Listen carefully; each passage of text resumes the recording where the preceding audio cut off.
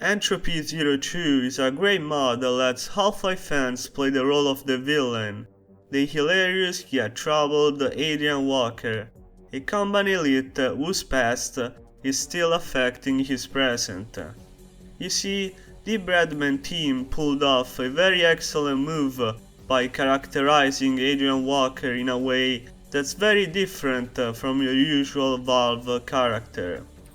Thanks to a couple of cutscenes, we get to know about 365's dark past, a past filled with grief that still disturbs him to the present days, but 365 manages to transform his emotional pain in anger, an anger that keeps him pushing forward and that fills him with energy to loyally serve the Combine Empire as brutally as possible.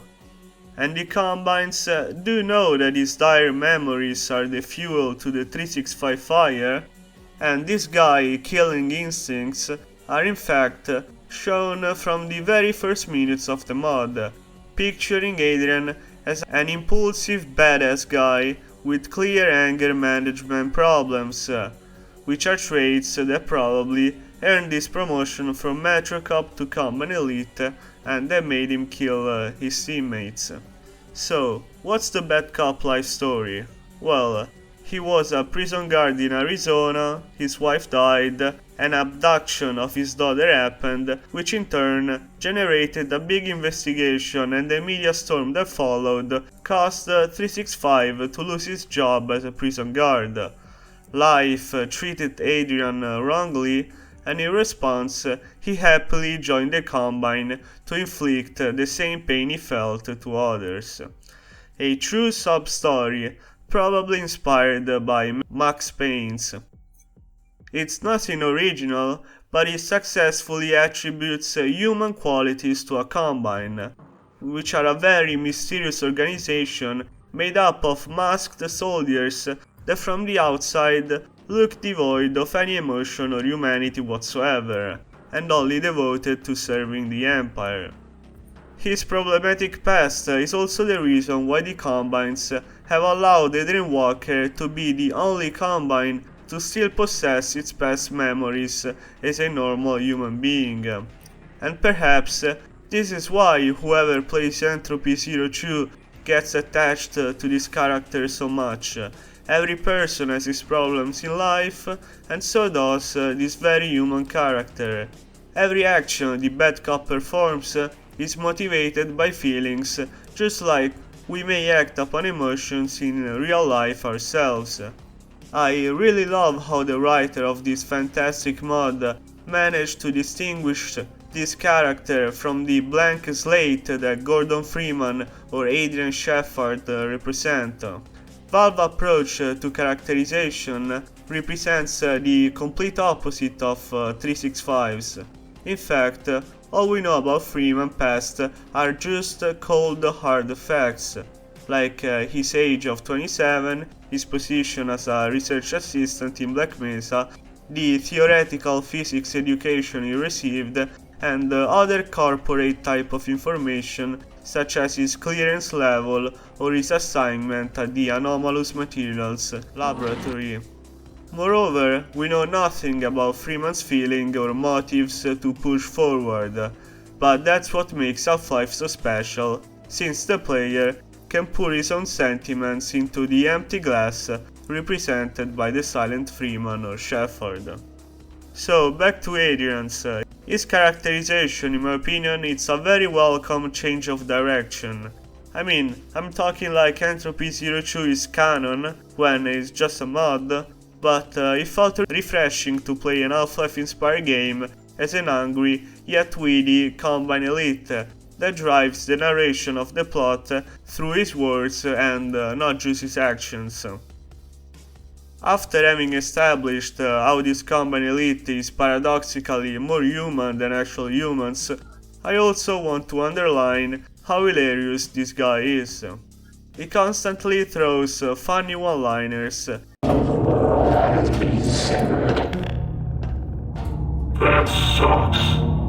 And the interaction with the world and characters around him are quite humorous too. especially the one with Wilson, a portal-type turret that in spite of its mechanical nature still possesses feelings, and a big tongue too.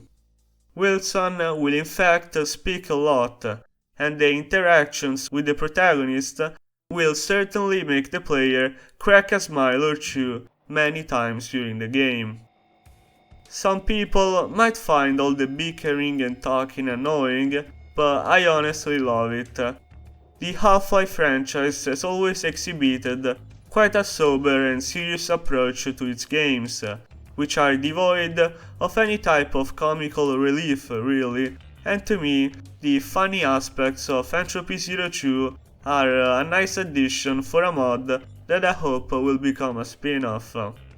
I guess that the scientists in Half-Life 1 can be dorks too sometimes, and that dog in Half-Life 2 look clumsy, but overall, there's not a lot of laughter to be had in Half-Life 1 and 2.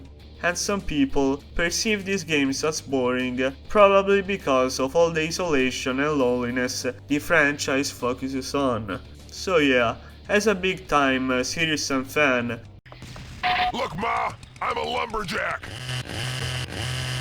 I really enjoyed the comical relief Entropy 0 provides the player, and as a consequence, you really start to feel close to Aiden Walker.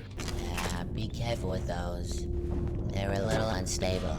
Sounds like my kind of weapon. As if he could be the perfect mate to drink a beer together or have some fun hopping around bars. Perhaps the G-Man ending takes itself a bit too seriously, but shouldn't we all expect corporate type of talks by the G-Man? The so-called elusive one by the advisor wants to repay his debts for all the good deeds 365 has performed in the name of the Combines. And he will repay him by swearing that every clone of his will get eliminated, assuring in turn that Adrian Walker's individuality will be preserved. Something that's very dear to both the protagonist and the Combines as well, given that his memories are an efficient tool for destruction. The player too is happy, since by this point he has probably grown affectionate to this very unique character, who is both funny and emotional at the same time, two refreshing traits, as I've already said, that one would never associate to a Combine. Breaking is exactly why no one here wants to work with you. Sounds like a you problem. However, the mod ends with a cliffhanger, in typical fashion of any Half-Life related game ending with a 2. With the bad ending, Aiden Walker is brought back to the room of supposedly the apartment he used to live in before the Combine arrived. But reality soon starts to dissolve until the credits start rolling. An ambiguous ending that I would interpret as 365 being killed by the erasal of every Aiden Walker clone, because perhaps he himself was a clone all along. Pretty neat and existentialistic, I'm not gonna lie. And well, I guess that the good ending, where you save Wilson and Wilson in turn saves you, confirms that 365 was about to get terminated by the deletion of its clones and memories. As a matter of fact, our favorite lead soldier sobbingly states how there is nothing left in him, probably because some of the memories had already been erased, and at first he impulsively begs to be killed, much like an emo 14-year-old would tell his mom after getting a bad mark in school. But then again, in a very comical fashion, he regrets all he had just said and pleads not to be terminated. It's quite impressive how 365 characterization closes itself in a full circle. His impulsivity and humor is still alive, even when his life is about to be quelled. Time to talk about the clone, a character that at the end of the day I kinda felt underwhelming. However, this character serves the plot for two purposes. It spices up the plot a bit and envelops it in a thick shroud of mystery by alluding at the secrets lying in the Borealis and how important they are not just to the Combines, but to the rebels and the whole world as well. The second most important function of the clone is that it shows a second side of what 365 could have been if he had applied his free will to a different objective, like a more rebellious one, for example. Since Entropy 02 explores the themes of individuality and time quite extensively, I find this character to be very fitting. So to conclude, I think that these guys at Breadman really did an amazing job with the protagonist of Entropy 02. So big credits to them, go donate to their page. They also did a great job gameplay wise, but that might be for another video, or perhaps not. And then subscribe maybe.